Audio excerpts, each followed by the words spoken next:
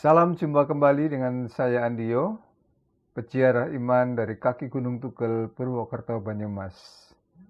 Apa kabar semuanya?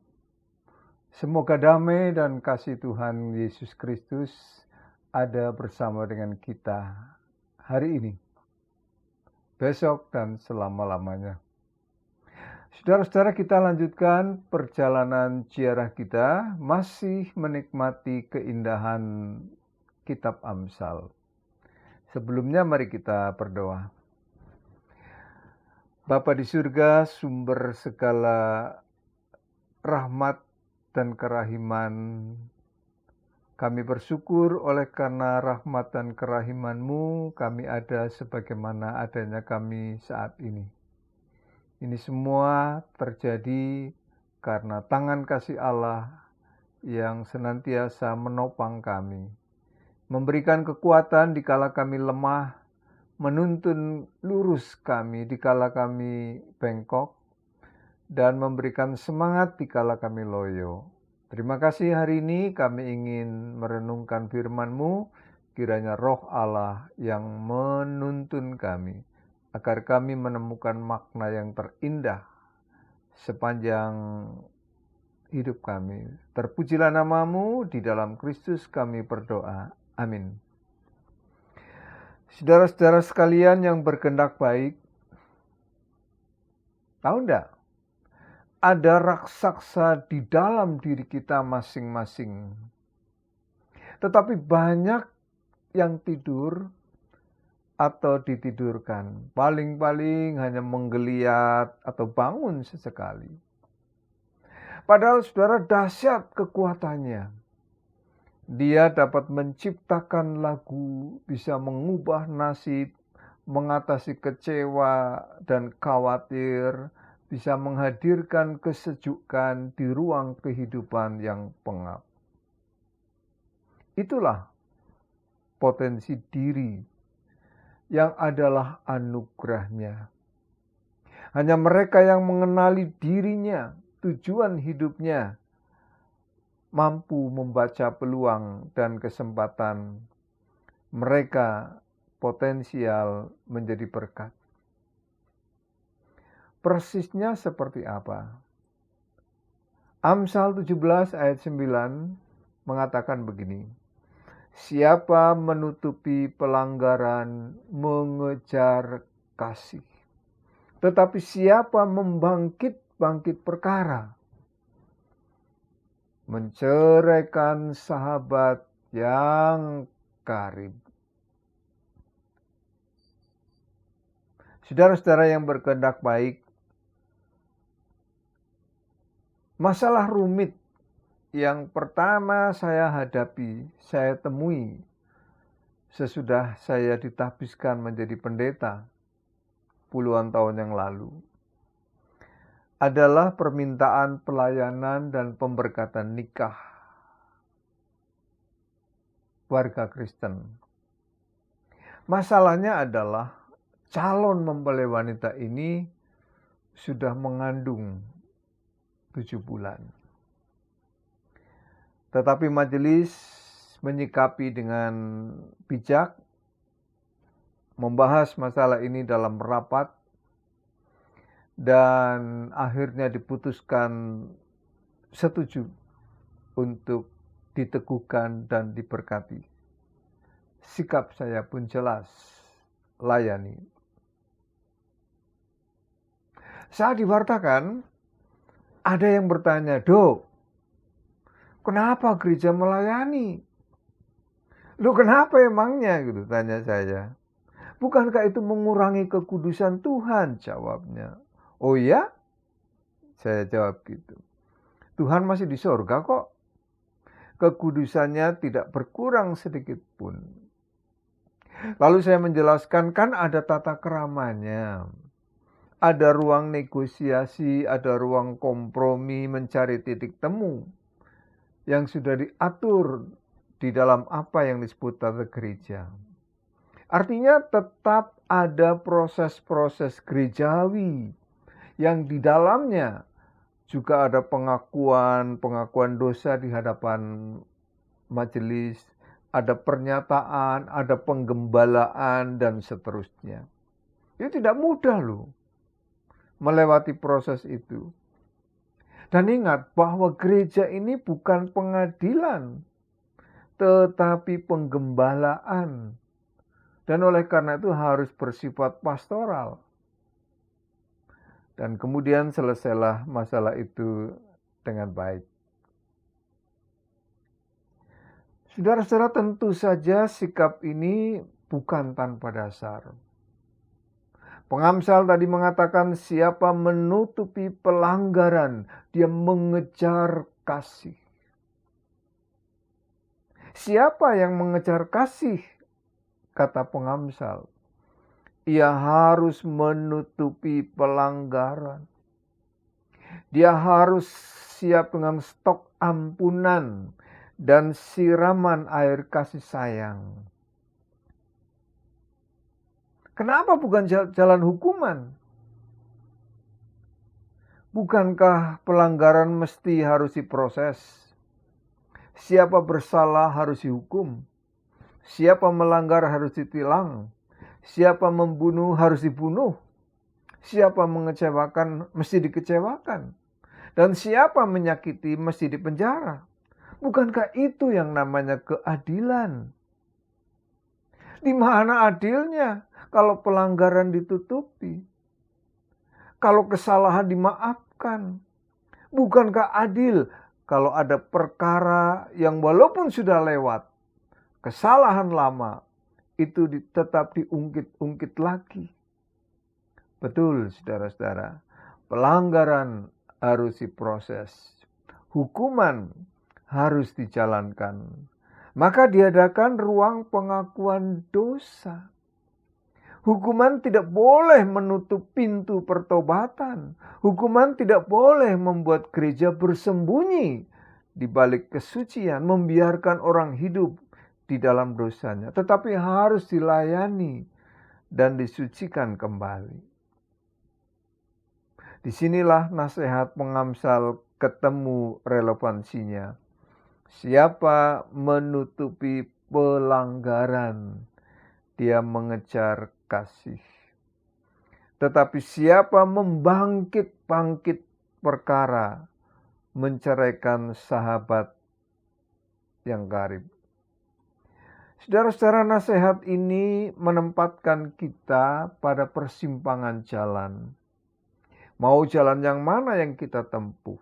Dengan segala risiko atas pilihan kita. Yang pertama, mengejar kasih.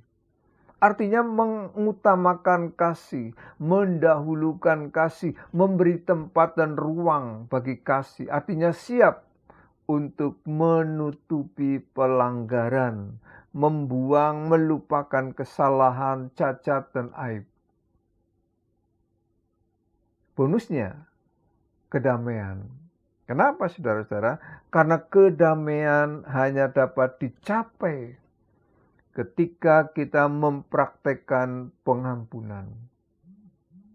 Pengampunan adalah melepaskan beban kecewa, marah, beban masa lalu. Dan oleh karena itu merupakan sarana untuk mengoreksi persepsi kita sendiri. Jangan-jangan kitalah yang awal dan menikmati beban yang ada pada kita. Nah, salah satu hadiah terbesar yang kita bisa berikan adalah memaafkan. Maafkan semua orang. Maksud memaafkan seperti memberi hadiah. Bukan terutama untuk orang yang dimaafkan, tetapi justru sebaliknya untuk diri sendiri. Karena dengan memaafkan, kita memang tidak bisa mengubah masa lalu, tetapi kita membuka untuk masa depan lebih luas, lebih lapang, lebih terbuka. Dan ketahuilah bahwa orang lemah itu tidak pernah bisa memaafkan. Pengampunan adalah sifat orang yang kuat, memberi ampun. Hanya yang lemah yang cuma meminta pengampunan. Kelemahan adalah kegelapan. Kegelapan tidak bisa mengusir kegelapan. Hanya cahaya yang bisa melakukannya. Kebencian tidak bisa mengusir kebencian. Hanya cinta yang bisa melakukan. Atau milih yang kedua, membangkit perkara dan dampaknya menceraikan sahabat yang karib. Saudara, siapa yang suka suami atau istri atau kawan yang mengungkit-ungkit masa lalu kita? Kesalahan-kesalahan kita yang barangkali mungkin sudah puluhan tahun, tetapi masih diingat dan kadang-kadang diungkit. Ada yang suka? Tidak, bukan? Kenapa? Karena di samping tidak suka, setiap orang pasti juga melakukan kesalahan. Termasuk diri kita sendiri. Yang tidak selalu beres, tidak selalu baik, dan tidak selalu benar. Dan pastinya kita tidak pernah tahu seberapa keras seseorang berjuang untuk lepas dari masa lalunya. Paling mudah memang saudara-saudara adalah menyalahkan orang lain. Apalagi bila sedang bermasalah. Ini paling gampang membangkitkan untuk mempermalukan atau menjatuhkan kredibilitasnya. Bahkan mungkin bila peristiwa itu sudah puluhan tahun terjadinya, diungkit lagi, dibangkitkan lagi. Entah karena sedang bermasalah, entah memang sesungguhnya tidak suka, benci, dendam, iri, takut tersaingi, atau entah oleh karena perasaan apa lagi. Pernah enggak saudara-saudara kita ketemu dengan orang-orang semacam ini? Atau pernah ngalami sendiri? Orang seperti ini saudara-saudara sedang mempertontonkan kepahitan di dalam hatinya. Dia sedang memperlihatkan kemarahan dan kekecewaan di dalam dirinya yang belum terangkat. Dia sedang memperlihatkan bahwa dirinya tidak bisa mengampuni. Ia belum berdamai dengan kejengkelan, dengan kekecewaan, dengan kemarahan masa lalunya. Karena dikecewakan, dibuat marah. Yang malah saudara-saudara, dengan cara demikian, ia sesungguhnya sedang membangun dan merawat kebiasaan buruk. Yang kalau dibiarkan akan merusak integritas dan mentalitasnya sendiri. Bukan mengembangkan dirinya menjadi pribadi yang positif. Akibatnya orang-orang semacam ini adalah kesulitan untuk bersukacita pada orang yang bersukacita. Tidak bisa merasakan air mata pada orang yang menangis. Pokoknya susah melihat orang lain senang, senang melihat orang lain susah. Dan akibat yang lebih parah dan lebih jauh adalah merusak relasi. Pertemanan, perkawanan bisa menjadi rusak.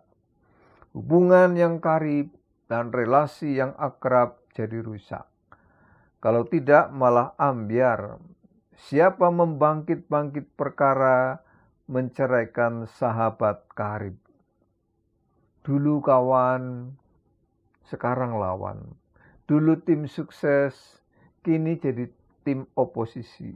Dulu sama-sama berjuang, kini jadi penghalang. Dimulanya mesra, berubah jadi benci. Awalnya dekat, kini jadi jauh.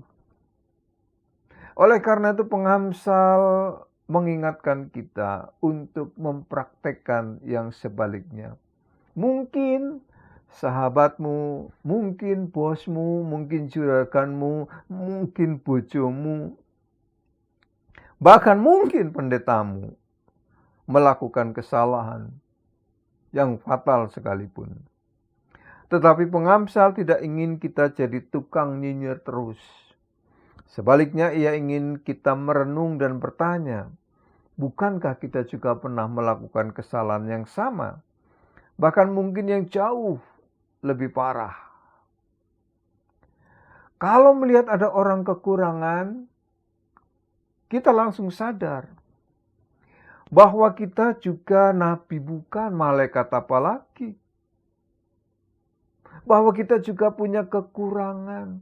Bahkan mungkin jauh lebih banyak kekurangannya dibandingkan kekurangan orang lain.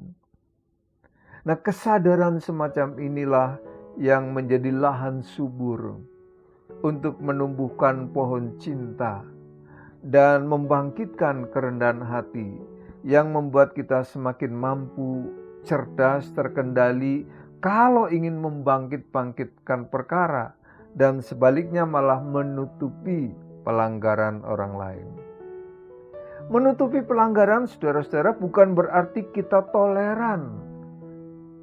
Bukan berarti kita membolehkan saja, tutup mata, tutup telinga terhadap kesalahan orang lain. Bukan itu. Kita sadar kok. Kita tahu kok. Tetapi tidak tergoda untuk jatuh pada kecenderungan membangkit-bangkit perkara, mengungkap-ungkap masa lalu, membuka lembaran-lembaran kitab yang lalu, membuka luka-luka aib yang lama, menguak-nguak persoalan, apalagi kalau sudah puluhan tahun. Bersyukurlah saudara-saudara bahwa Tuhan itu tidak hobi, bahwa Tuhan itu tidak senang membangkit-bangkitkan dosa kesalahan kita.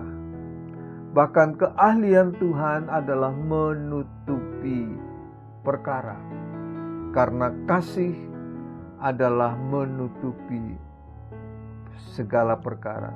Bukan membunuh masa depan, tetapi memberikan ruang pengampunan, memberikan ruang kesempatan.